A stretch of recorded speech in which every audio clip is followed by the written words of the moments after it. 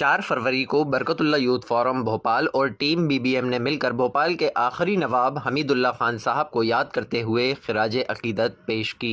भोपाल के आखिरी नवाब हमीदुल्लाह खान साहब का इंतकाल 4 फरवरी 1960 को हुआ था।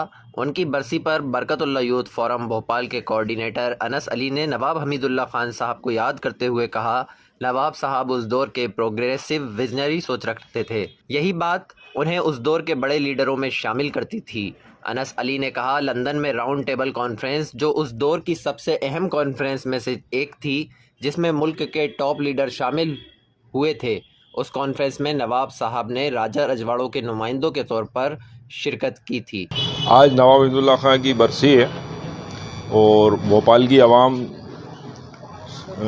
जो बखूबी जानती है नवाब हमीदुल्लाह खान के जो काम किए हुए हैं और तारीख़ में दर्ज हैं वो काम।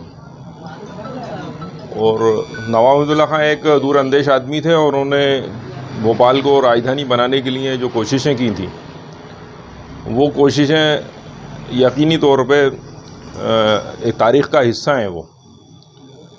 और भोपाल नवाब ने भोपाल को जो आधुनिक भोपाल बनाया, इसमें कोई दो राय नहीं कि भोपाल वाकई में बहुत खूबसूरत भोपाल है ये। अगर भोपाल राजधानी नहीं होता तो ये आज जो बेरसिया है या सीहोर है या आस्टा है या जो दूसरे ज़िले हैं उन जैसी हालत में होता।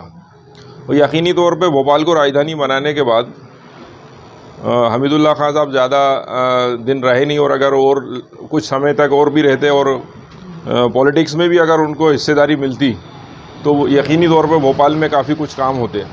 लेकिन आज जो लोग भोपाल नवाब को लेकर के विलीनीकरण आंदोलन को लेकर के उन पे जो आरोप लगाते हैं, वो आरोप ठीक नहीं है। वो भोपाल नवाब एक बहुत बेहतरीन शख्सियत और दूरअंदेश इंसान थे और उनकी जो सोच थी बहुत दूर तक की सोच थी वो। और उन्होंने जो भोपाल को के लिए जो उन्होंने किया है, यकीनी तौर पे बहुत कुछ किया है उन्होंने। और मैं उनकी आज उनकी बरसी है, आज मैं उन्हें खराज अकीदत पेश करता हूँ। 4 फरवरी 1960 को भोपाल के आखिरी नवाब हमीदुल्लाह खान साहब का इंतकाल हुआ था। उस दौर में भी आवाम उनसे बेपनाह मोहब्बत करती थी। आज भी भोपाल की आवाम नवाब हमीदुल्लाह खान से बहुत मोहब्बत करती है और आज भी हज़ारों लोग उनके लिए दिल में जज्बात रखते हैं।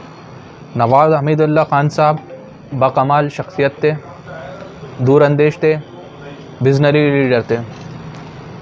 और उनकी सबसे बड़ी ख़ासियत ये थी कि वो उस दौर में प्रिंसली चैम्बर्स के प्रेसिडेंट थे, जो भारत के तमाम राजा रजवाड़ों का एक प्रिंसली चैम्बर्स जो बना हुआ था, उसके वो अध्यक्ष रहे। उन्होंने भोपाल के अंदर खेलों को फ़रोग दिया, हॉकी को फ़रोग दिया, खुद पोलो खेलते थे, कुश्ती के शौकीन थे, कबड्डी के शौकीन थे। तो खेलों का फ़रोग भोपाल में दिया, जिसकी वजह से भोपाल हॉकी का नर्सरी बना और भोपाल में कई ओलंपियन निकले। आज भी पूरे भारत में 6 ओलंपियन किसी शहर से नहीं हुए, सिर्फ भोपाल में 6 ओलंपियन हुए हैं। नवाब हमीदुल्लाह खान साहब जो थे एक बाकमाल शख्सियत थे।